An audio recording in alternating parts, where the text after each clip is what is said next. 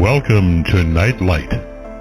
Step away from the mainstream and gather around as we enlighten the world and our realities and travel this cosmic journey we call life.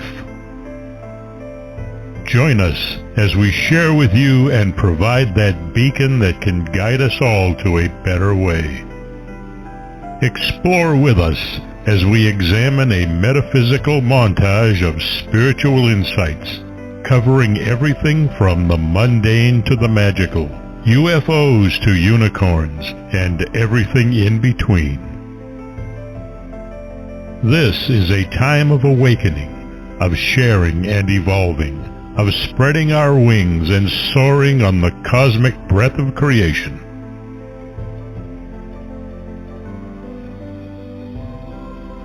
Come and join with other light-minded spirits as we weave our lights together to seek understanding, enlightenment, and with a little luck, some wisdom.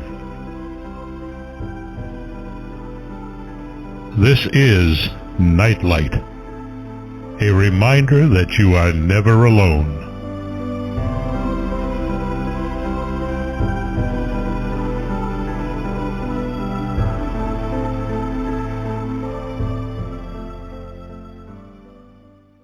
Welcome to a special afternoon edition of Nightlight. Hope everyone's having a great week. About 4 years ago, my friend Bruce Cunningham drew my attention to a new conference and asked if I could help with promoting it. That was the Global Pyramid Conference in the Chicago area.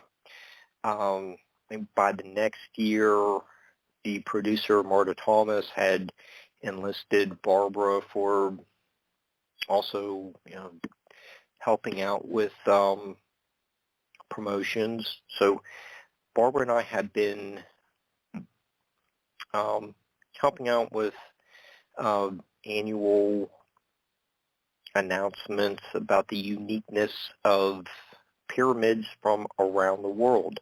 Our guest will be appearing via Skype at the conference and is one of the featured presenters.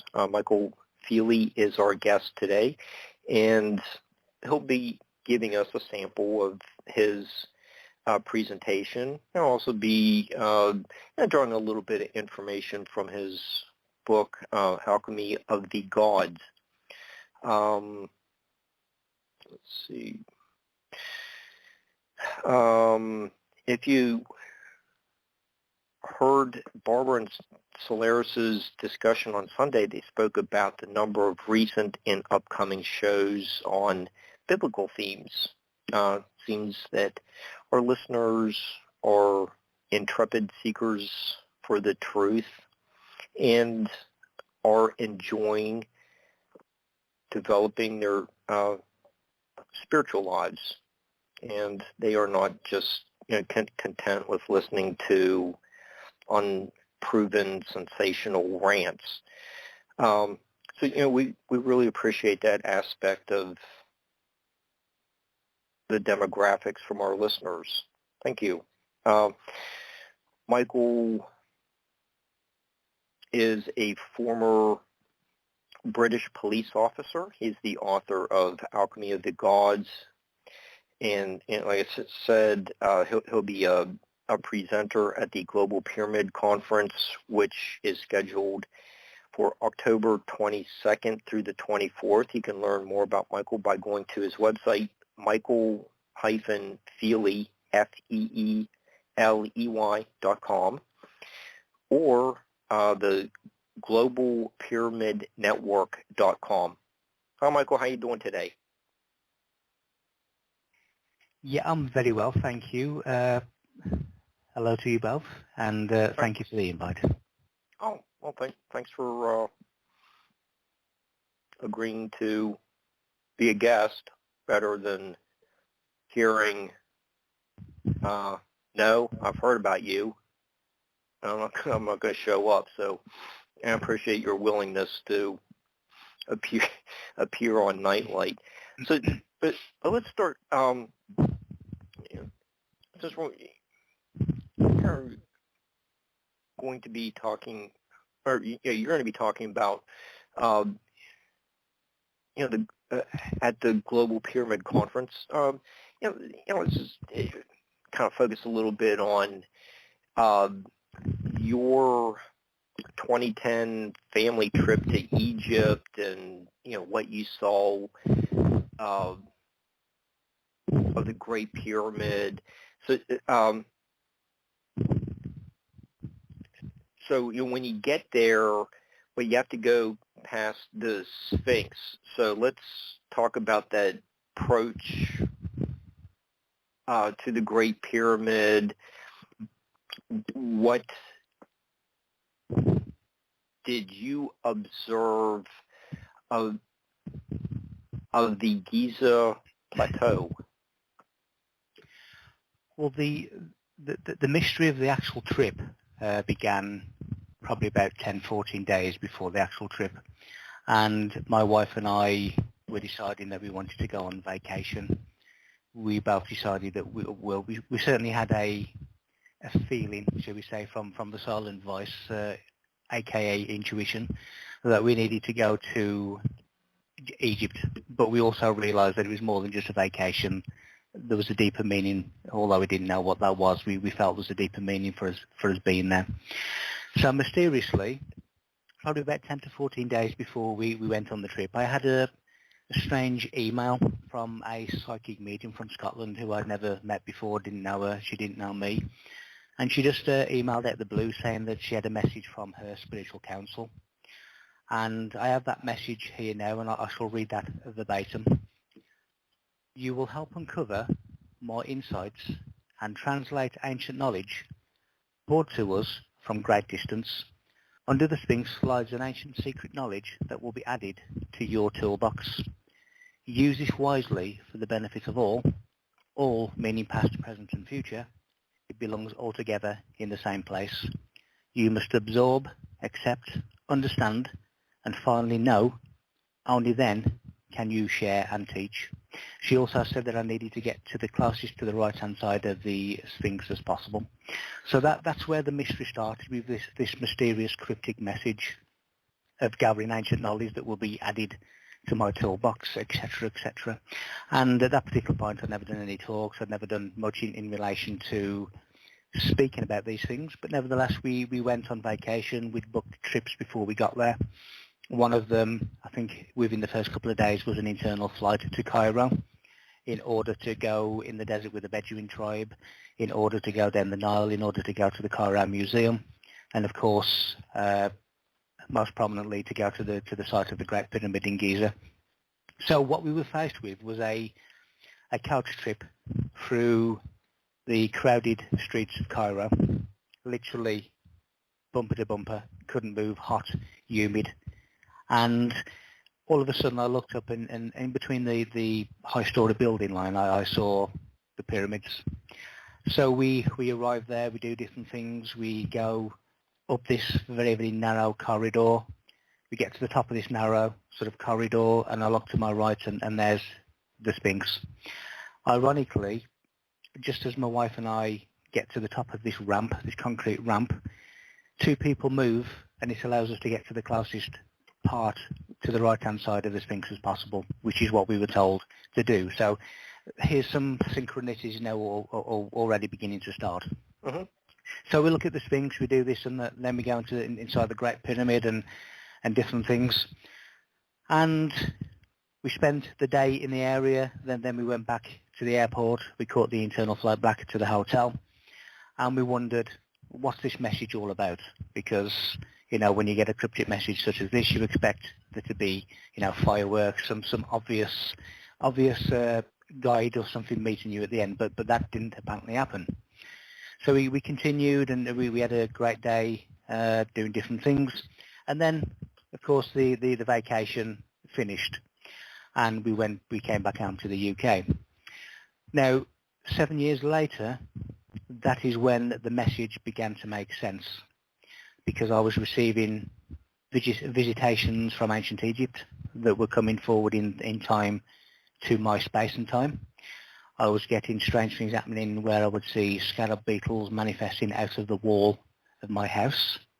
And there's all of these cryptic things that were happening in terms of getting downloads of really, really secret ancient knowledge about the purpose of this site, what it really is, and how it's not as people have been taught. So what had happened during that vacation is something had been unlocked, some key had been presented and something had been unlocked within me in order to prepare me for when this secret knowledge was going to come into my life. Now, bearing in mind that many years ago I had a trace of my family tree, and my family tree goes back all the way back through the kings of Ireland, and it goes back to Queen Scotia of ancient Egypt. So I am a bloodline of Queen Scotia of Egypt.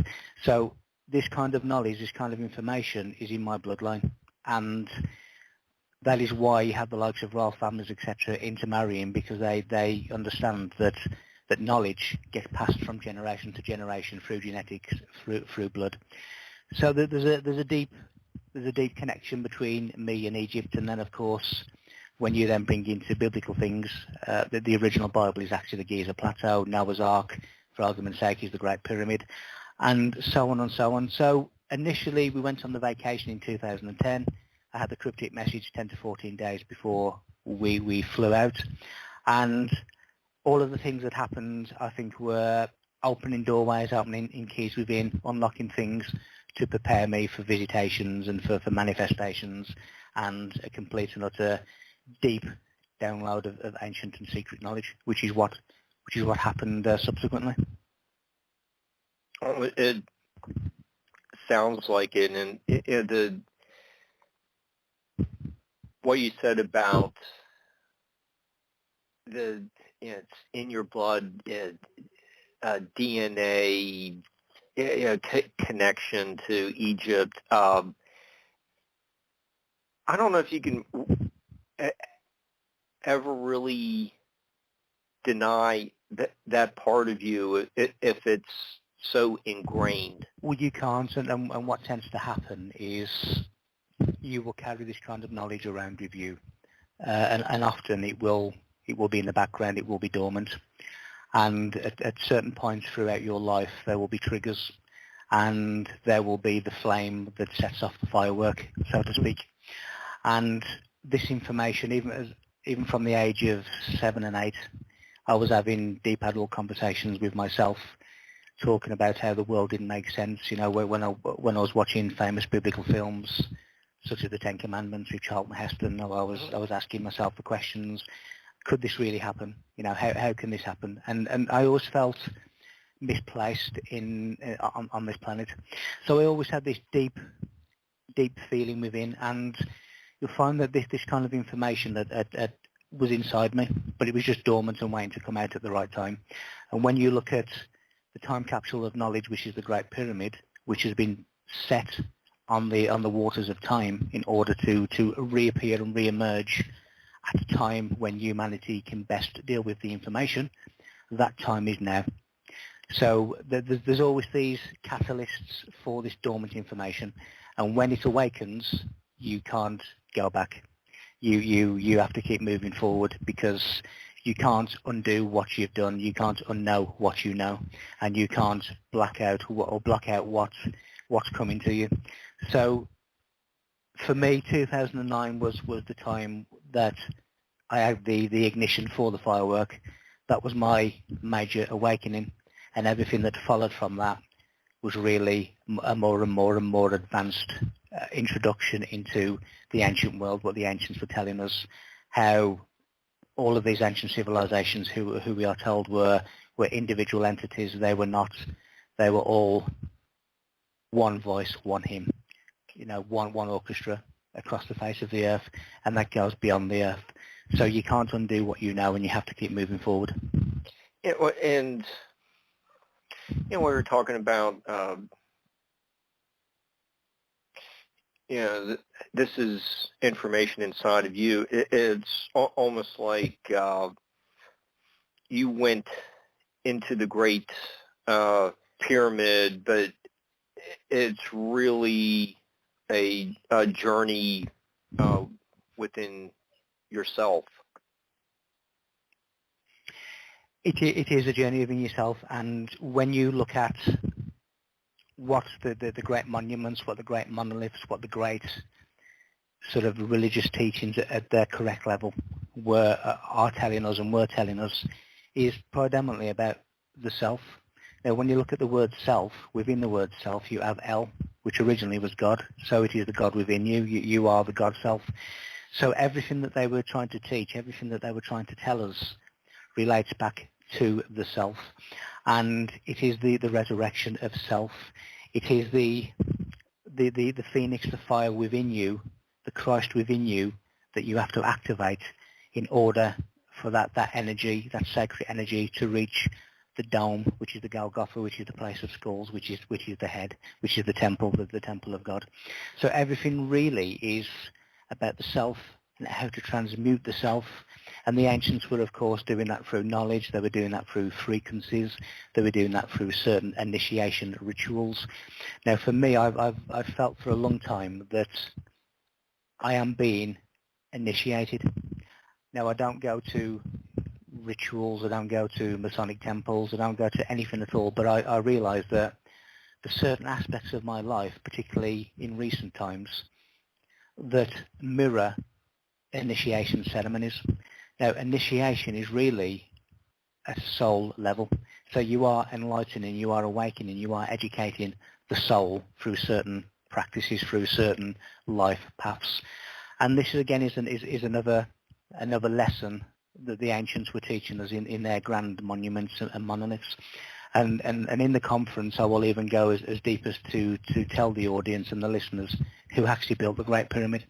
And it's not who or what you would think.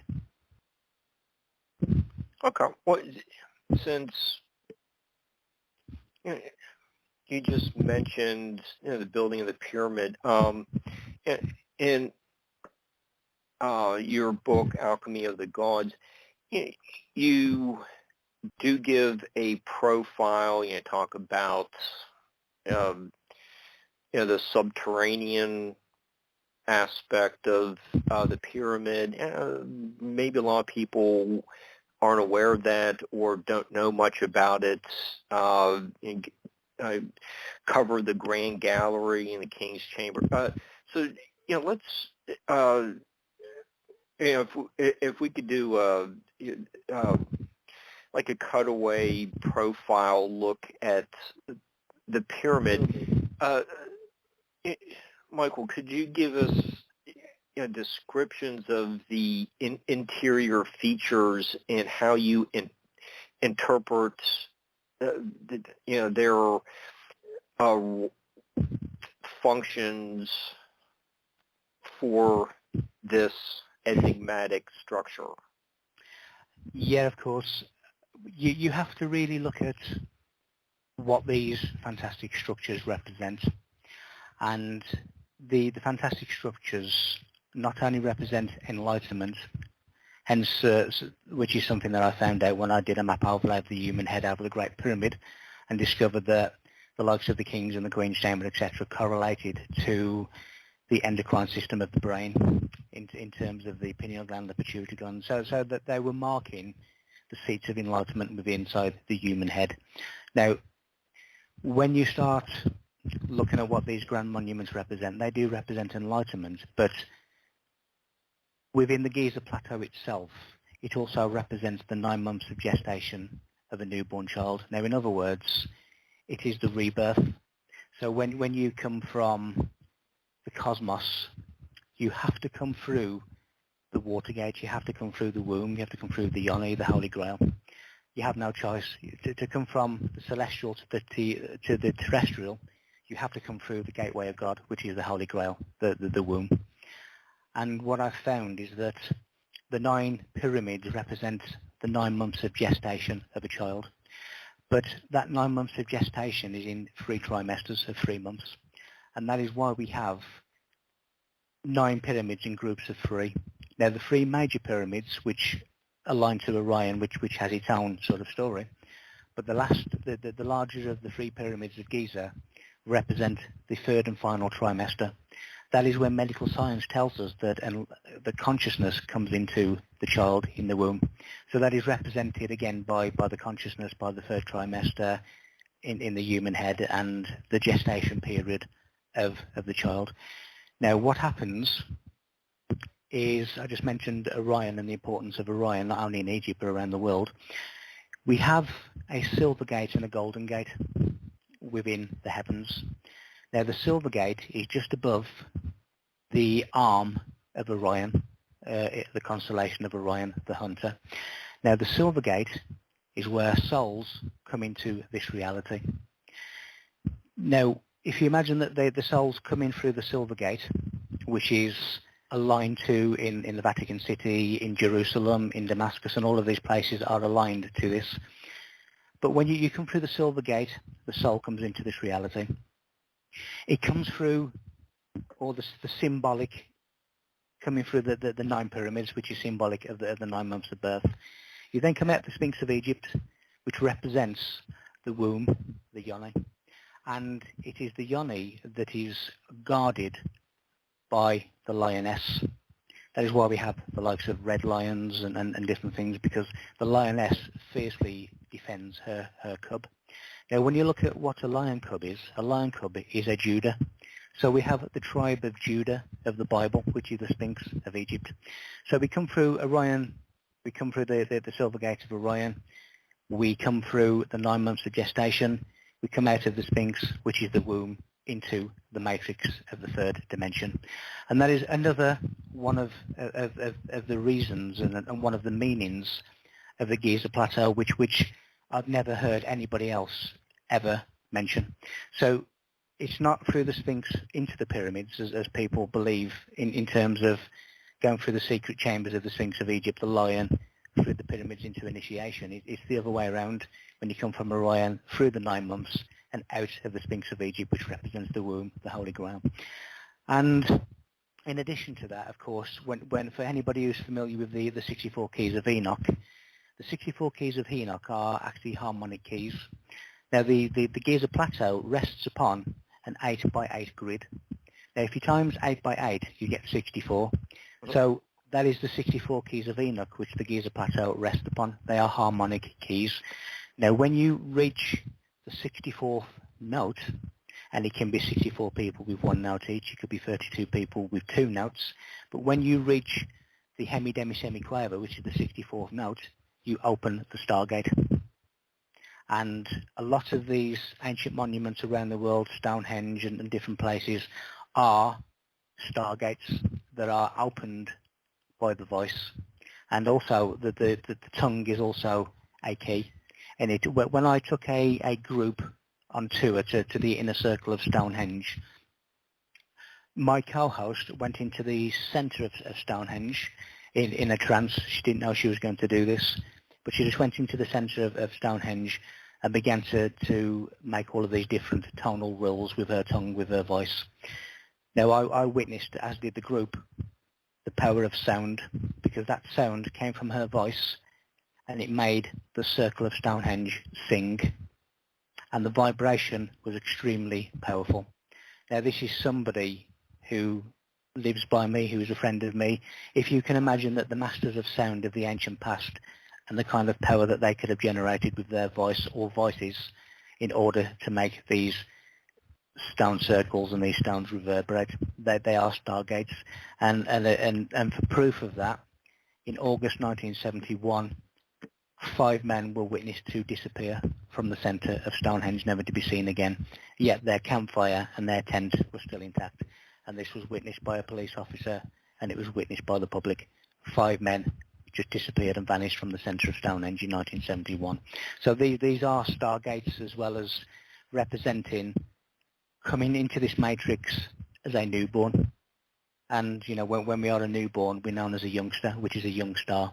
So to come from the celestial to the terrestrial, we have to come through the Holy Grail, which is the yoni, which is the womb, and that is the Sphinx of Egypt. Well, okay.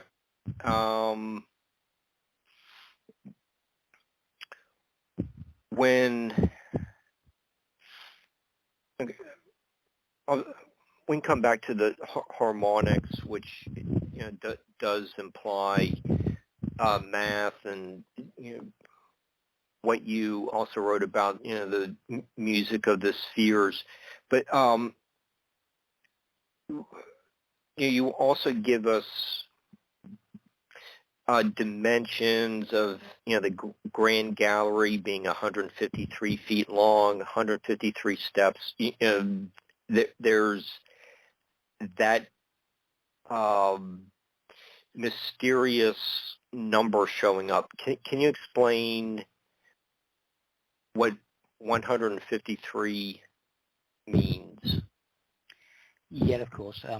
Firstly, if you add 1 plus 5 plus 3, gives you 9, which again is completion in esoteric terms. But what you find when you go into these realms of study and deeper research, you find that the same numbers, the same symbols, the same metaphors will keep repeating and coming up time and time again, no matter what civilization in the world that you're studying.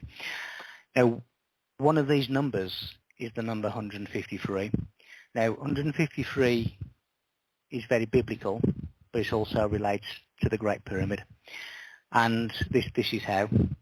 So when you look at the Bible, you see that Christ and the disciples caught 153 fish. When you look at the name Mary Magdalene in Greek, in gematria, which is the numerical value of words, it is 153.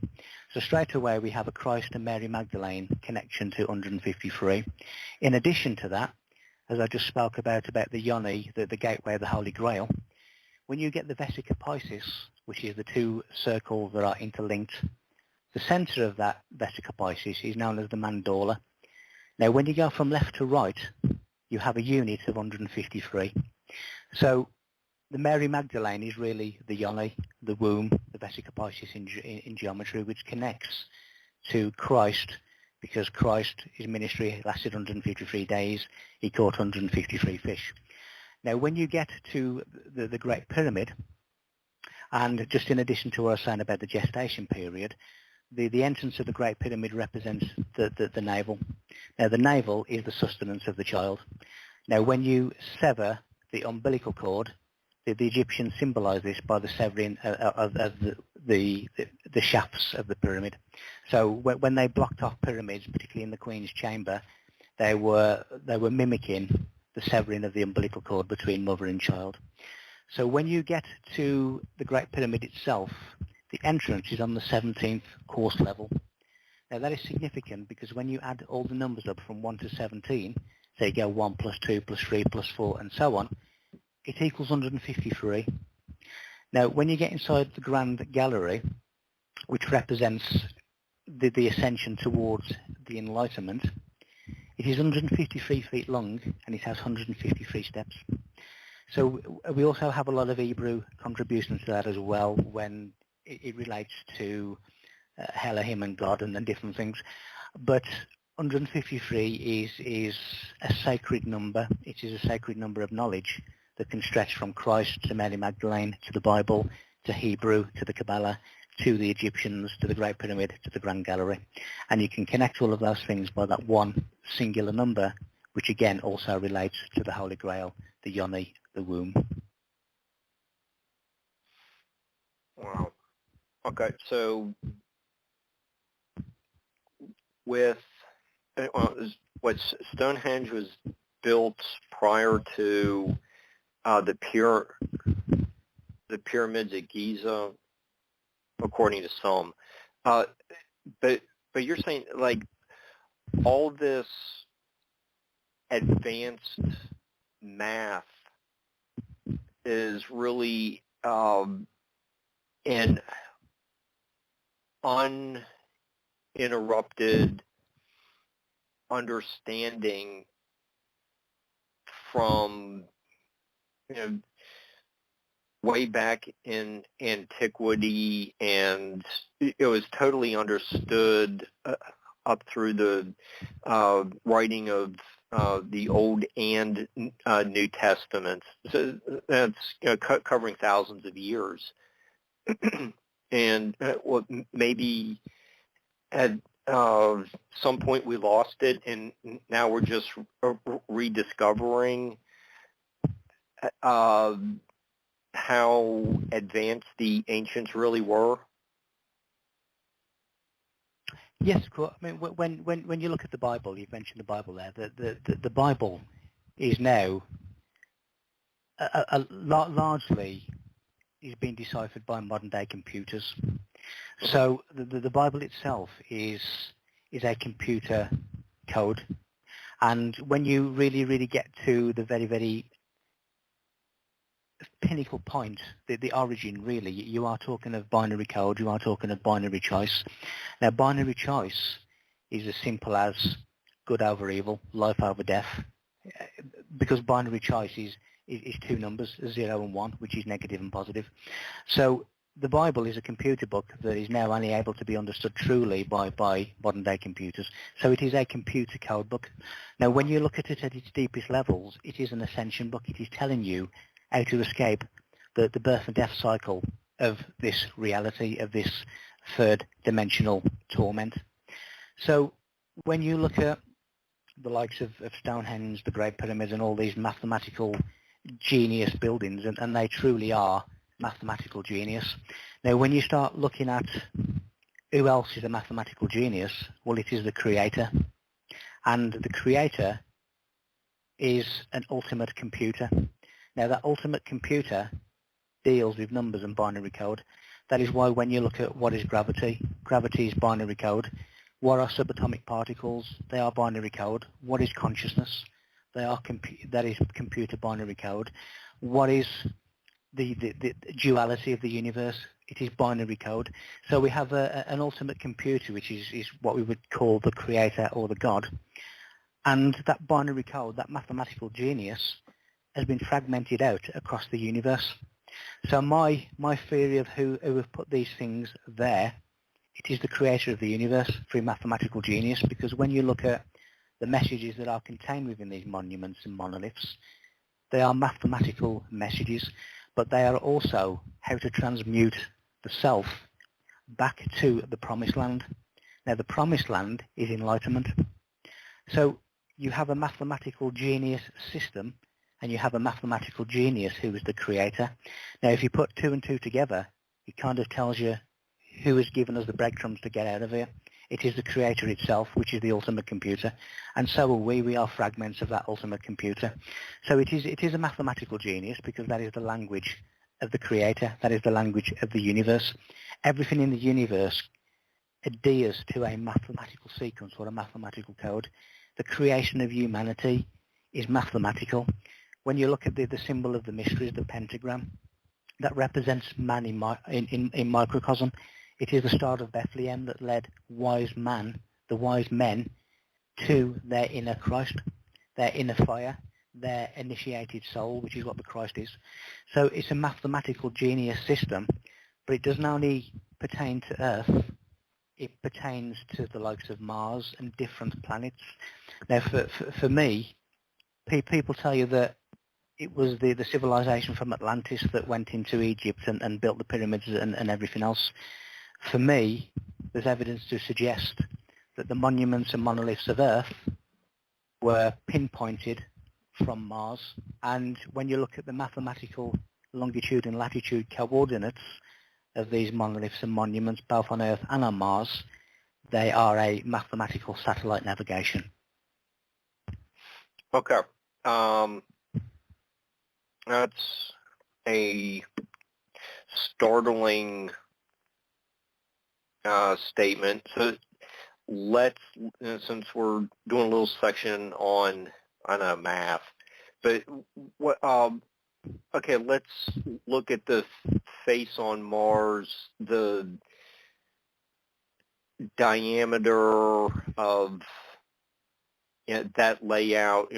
What have astronomers been able to photograph of it, and how all that relates to another megalithic site that you write about, Stonehenge. So what is the common connection between Mars and Stonehenge? Okay, well, there's a common connection between Mars and Stonehenge by, as I was saying, these mathematical coordinates. So when you get the face of Mars and you get the face of the Sphinx of Egypt and you put them on top of each other, they are a mathematical exact match. So we are talking about the same face. So let me just go into a little bit of the mathematics that I'm talking about in this mathematical satellite navigation system, which will then lead me on to Stonehenge. So when you look at the famous face on Mars, it has a grid latitude that, when divided by 2,160, which is obviously the amount of time the sun spends in each zodiac sign, you get another mathematical number, which is 97.3386882, which is both the diameter and the exact location of Stonehenge. So here we have mathematical diameters within the face on Mars that tells you how to find Stonehenge exactly on Earth. Now, the face on Mars is a mile long, which is 5,280 feet, because that is a recognized unit of length used in navigation. Now, when you start taking the Great Pyramid, when you get the Great Pyramid and you use 2 pi squared, you get a grid vector. Again, it's a long mathematical number. It's 9929.184896. Now, that grid vector is the location of the 5-sided pyramid of Sidon in City on Mars. So the Great Pyramid is telling you how to find the 5-sided pyramid on Mars. Now, when you start getting map overlays and of the Sidon City on Mars, and you put that over Avebury in Wiltshire in the UK, which is where Stonehenge is, it is an exact map overlay. So you have the Silbury Hill, you have the Altar of Witness, which is the mound of Avebury, and also the mound on Sidon City on Mars. They are an exact match. Now, when you start getting, you can bring other sort of pyramids into this. The Mesoamerican pyramid, the famous one with a flat top, where you have 9 terraces, you have 4 corners, you have 4 staircases, you have 365 steps. Now that gives you 9 times 4 times 4 times 365, which gives you 52,560. Now that is the grid longitude of the west of the Great Pyramid, and so on, and so on, and so on. So we have real mathematical correlations here, where the face on Mars, the pyramid on Mars, is telling you how to find sacred monuments on Earth. So, and then when you look at the word Cairo, the word Cairo is Al-Kahira. Al-Kahira means the place or the camp of Mars.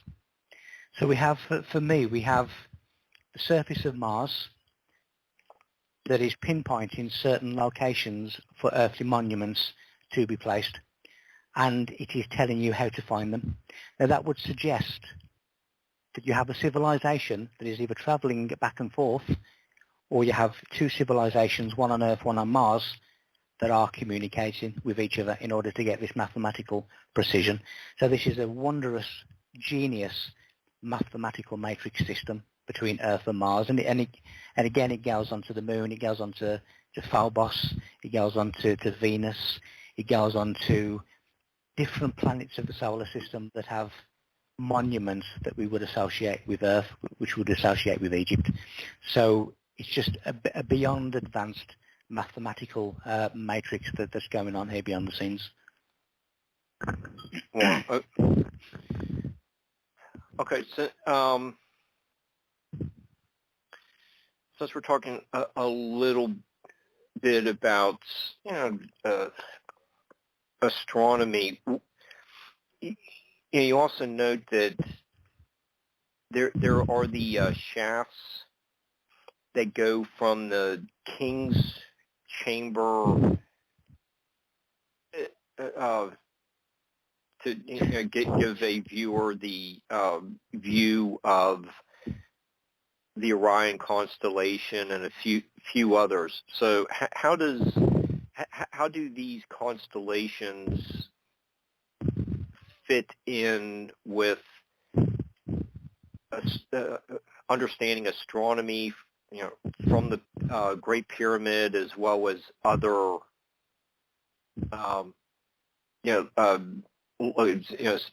just say Stonehenge or the maybe the Nazca lines or the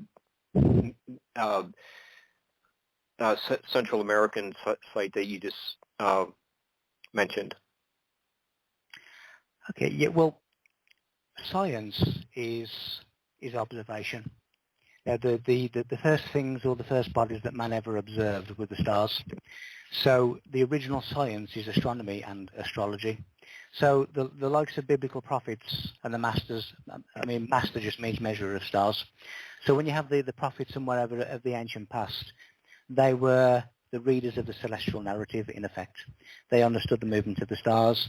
They understood that certain things would happen at certain times of the year, certain things would happen at certain times of the precession of the equinox, and they understood with a precise accuracy that certain things would happen. It's what you know as the biblical end times, which is really describing the end of an age and the destruction that comes with certain transfer. So the ancient people were readers of the stars.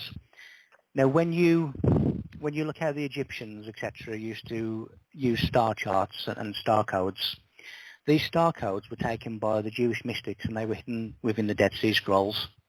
And that was the formulation of what we know as the Hebrew calendar. Now, when I've examined these star codes, and I also know where the Knights Templar hid the Dead Sea Scrolls, but when I've examined these star charts, it tells you the age of the Great Pyramid. And it tells you exactly, I've sort of worked out by the mathematics using these star codes, these star charts, the age of the Great Pyramid. So how do all the shafts and everything correlate to the stars? Well, we are from the stars, and our DNA is programmed elsewhere, and our body is the result of an exploding star in the Orion Nebula.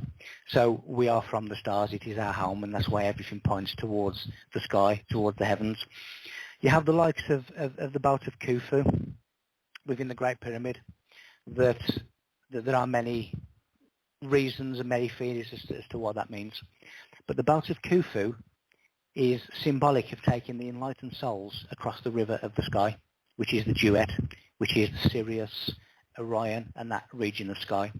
Now, the Greeks did a similar take, but that was the river Styx and Charon, who took the souls across the river Styx. So we have the Greek and Egyptian equivalent in the Belt of Khufu, which is taking the enlightened souls across the river of the sky. Now, I think that we have it backwards. I think when Egyptologists and other people are looking at the duet, the afterlife, going from this world to the next, which is the afterlife, I think that's the wrong way around. I think this earth is the afterlife. I think earth is what we know as hell. And I think that everything that the Egyptians were doing was to prepare themselves to escape the birth and death cycle, which is the cycle, endless cycle of torment. So I think this is the afterlife.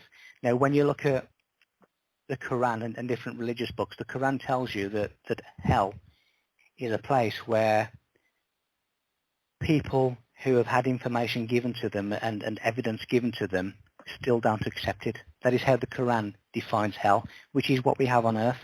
So I think that we have the afterlife and things the wrong way around. Hence, and also we have, or certainly Egyptologists have it the wrong way around, that we enter the Sphinx and go into the pyramids. I think it's the other way around, and we enter from Orion through the pyramids, through the Sphinx. So why do the shafts point to certain parts of the sky? Because we have star energies, and we have the likes of Sirius, which represents Isis, which is really water, and you have the likes of Orion, which represents Osiris. We're talking about the pituitary gland and the pineal gland, hence the Queen's chamber and the King's chamber that correlate to that part of the human brain, the seat of consciousness, in effect. So the stars are important because they are energetic. Now, when you look at the Alpi Indian prophecy, the red and blue star Kuchina prophecy of the Alpi Indians, Sirius A and our sun are in a binary. Now, due to what is known as the Doppler effect, when Sirius A is moving away, it is red. When it is moving towards us, it is blue. Now, when it is coming back towards us blue, it is flooding the Earth and the atmosphere with enlightenment. Now, that is the red and blue star Kachina prophecy of the Alpi Indians, is talking about the effect, the enlightening effect of Sirius, which is Isis in Egypt. So the stars are extremely important. Star in Egyptian is Sabah, which means gateway. And then you can take that back to us saying about the 64 keys of Enoch and Stonehenge being portals to the stars. So we have a real correlation between the Earth, the cosmos, and beyond. And when we look at Horus, the sun on the horizon, Horus risen, the word Horus also gives us horoscope. But when we look at the horizon, those who are on a journey of discovery, those who are igniting the God within themselves, those who are going into the unknown, into the unseen, are the Elohim. So anybody who is on this path of self-discovery, going beyond, the limitations, going beyond what you cannot see, is what is known in the Bible as the Elohim. So we have all of these hints and all of these tips given to us through the sands of time to the present day, which is now beginning to re-emerge at quite a significant rate, because people are now becoming ready for the re-emergence of this sacred knowledge. Yeah, and yeah, that reminds me of how you begin one of your chapter on Egypt with all this information is presented, the Egyptian engineering and advanced culture of Africa. You say that Egypt was the pinnacle of civilization, and it was basically a prerequisite for Jesus. And what you said about the internal aspects of the pyramid, this represents the pineal gland and those kind of topics. Giving us a look at our internal makeup, who we are. Can you explain a little bit more about what the importance of Egypt's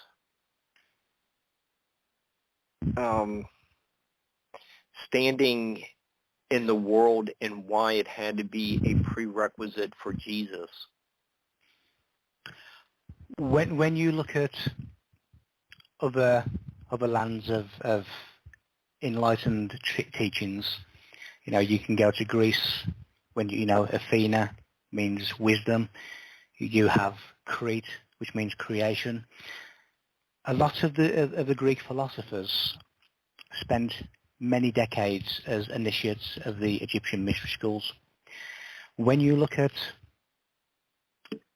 Hebrew, when you look at the Kabbalah, which is mystic Judaism, it was taken from Egyptian theology, from Egyptian knowledge. So a lot of the things that we see in society today, a lot of the things that were taken from Egypt and slightly changed, but it seems to come from the epicenter of wisdom and the epicenter of enlightenment, which was ancient Egypt, and that has just been taken by different civilizations and used in a different way.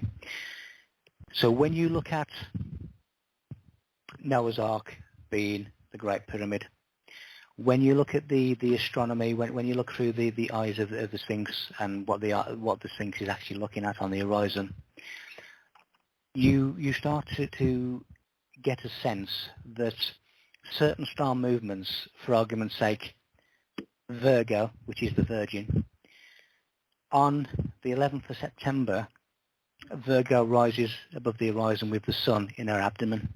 So that is really, Virgo is the Virgin, that is the Virgin birth. Now that is the 11th of September, not the 25th of December as we are taught. The 25th of December date is the Church of Rome. It's not the birth of Christ. It's what the Church of Rome have manipulated and deceived people into believing.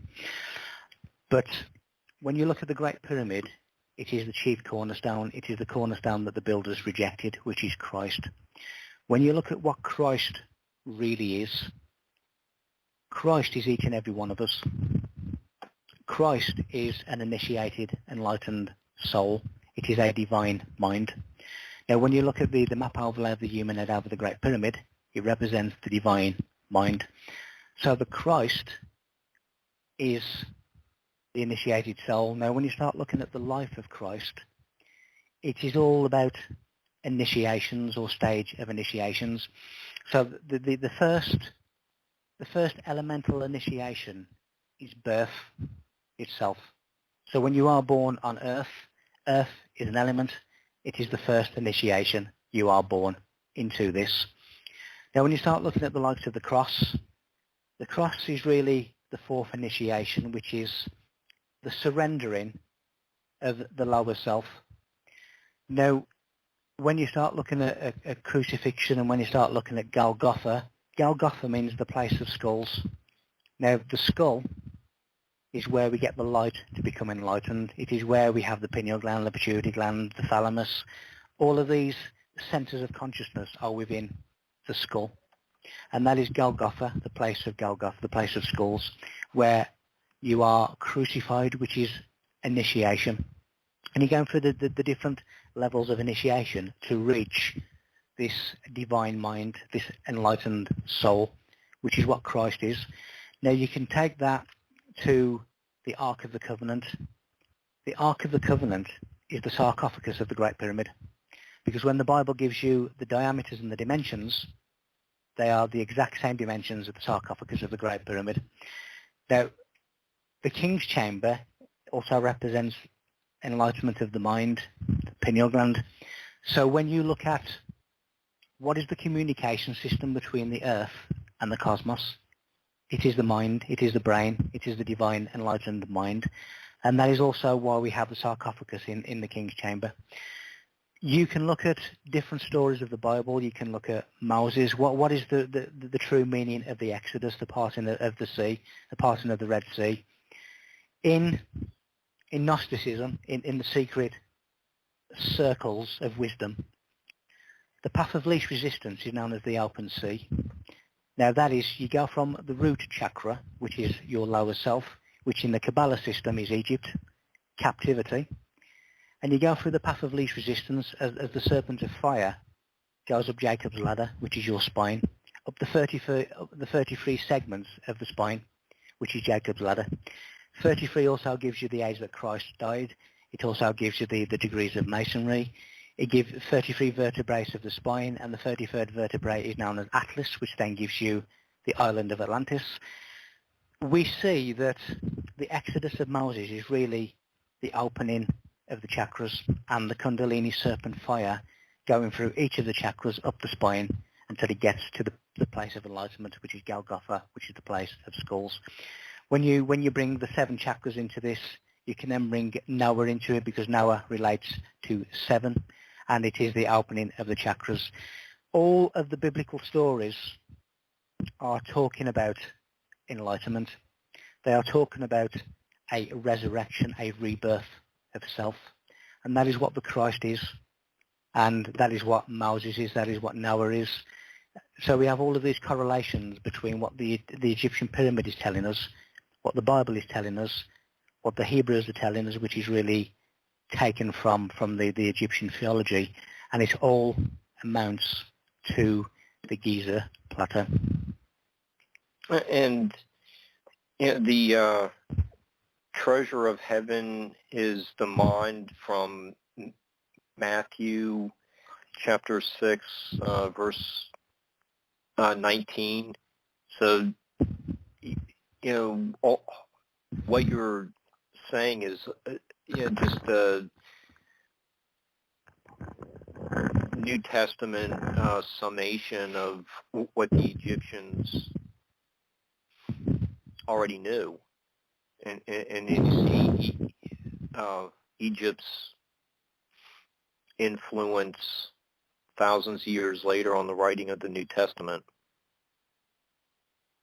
The Egyptian influence goes all the way through to the modern day. All the secret societies, all of these people now are still using Egyptian symbols. They are using Egyptian theology. Even the Scottish Rite of Freemasonry is really the principles of Egypt.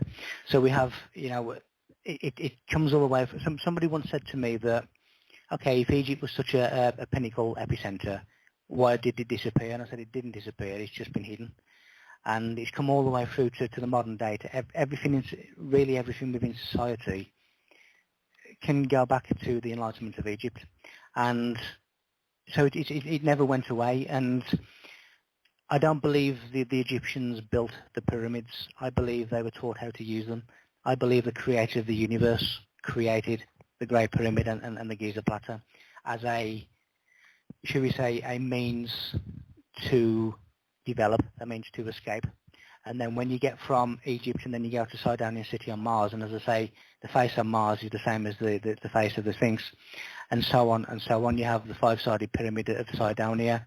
You have the eye of the face of Mars looking in the direct center of the five-sided pentagram of Cydonia. That means that it's actually referring to a sixth sense, which is pure consciousness. We have these breadcrumbs that transcend our planet, but they include our planet. And each of these different monuments are a different section of an orchestra of amplified sound. They were transmuting through piezoelectric energy. They were transmuting magnetic energy into electric energy, and they were transmuting themselves through portals, through sound. So they were traveling the stars. They were coming back. They were, should we say, the Star Walkers, which was changed to Skywalker in the Star Wars movies. Mm-hmm. So everything you look at, the principle of Egypt, and yes, of course, it had its dark times, but the original principle of this land was a matriarchal system. Now, the matriarchal system is the goddess, is the womb, is the menstrual blood, which is the wine of the chalice of the Last Supper.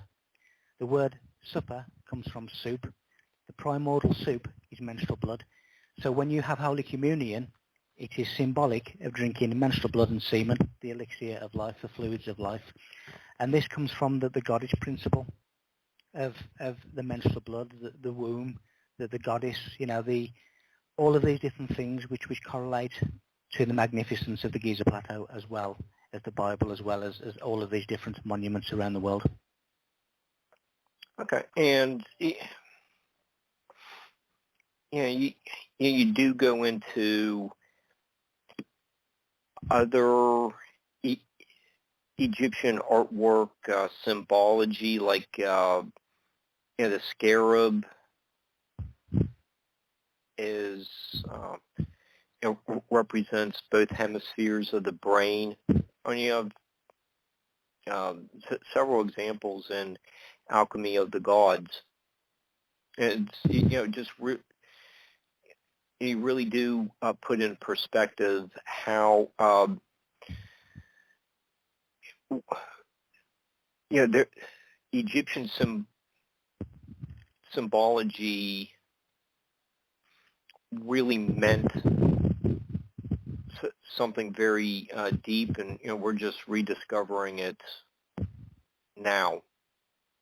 It's extremely deep, and it was timed to be re-emerged now.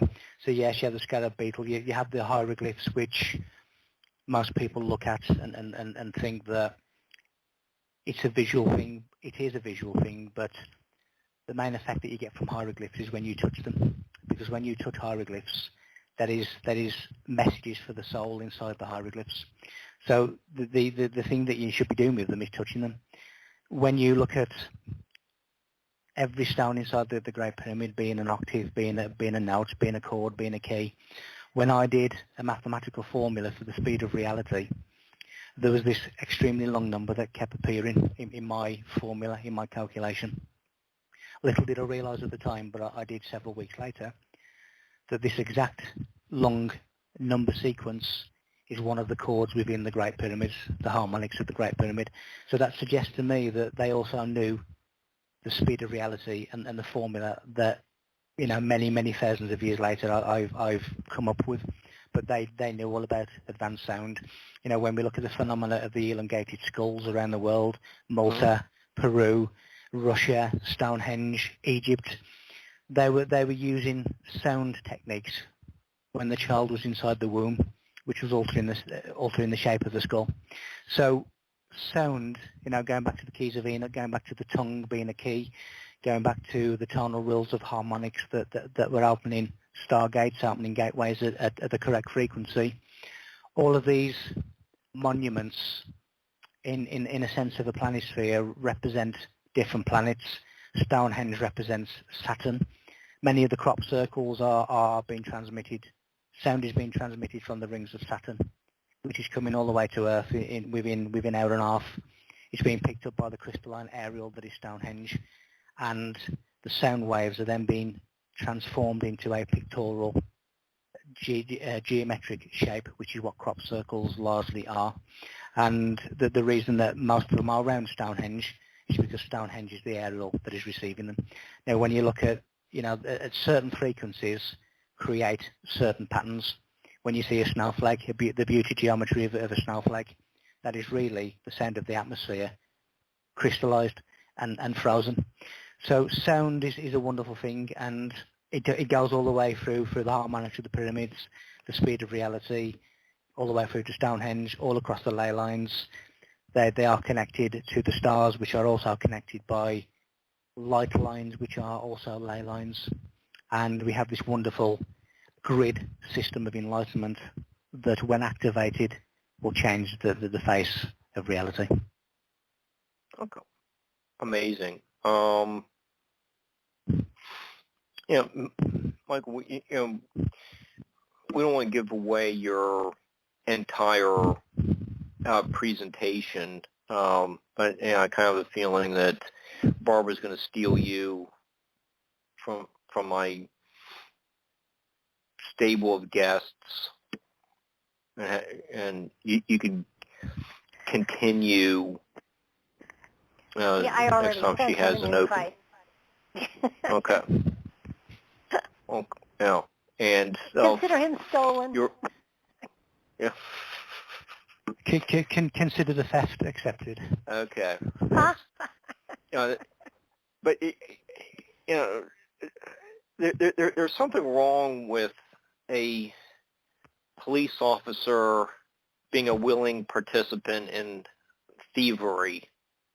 Well, you can explain that to Barbara. So I don't want to sully my or soil my reputation by getting involved in that deal. But yeah, and I have an employment to get to, and you know, it's approaching your dinner time as well. But you know, Michael, how about we you know, stop about here, and if people want to learn more about you, you know, they can attend the Global Pyramid Network conference. Can you give the listeners any more information about, you know, where to get your books and your website and anything else that you want to plug? Yeah, really, my website is just Michael-Feeley, F-E-E-L-E-Y. On there is one-on-one Skype calls. There's different things. There's free blogs on there. There's books on there. There's ebooks on there. There's events pages on there. I have a YouTube channel and Facebook channel, which is under my name, so it should be relatively easy to find. And really, everything starts at my website and spreads out. So if somebody, there's a facility on there for people to get in touch with me, and people are at a greater and greater number. But every single one, I will reply to every single message. But there's many different ways in which people can get hold of me. Okay. That could have almost been a caller right there for you to find out how to get hold of you. But I think they're we're more concerned about extending my car warranty, but I hung up on her. So anyhow, Michael, you'll be back. Was it March 14th? Now I got a message, and we will keep talking about this. All of your fantastic information at other times on Nightlight. And I just want to thank you for being a guest. And I know you'll be back, and we look forward to hearing more about your research. This is this has been a terrific hour, and I just want to thank you. Thank you, Barbara, for producing the show, and we will. I'll see everyone next Tuesday night. So, and we have AA, the Ancient Artifact Preservation Society conference to talk about next week, which might be some overlapping information. So this was just really a terrific show, and thank you again, Michael, and we'll see everyone next week. Thank you both. It's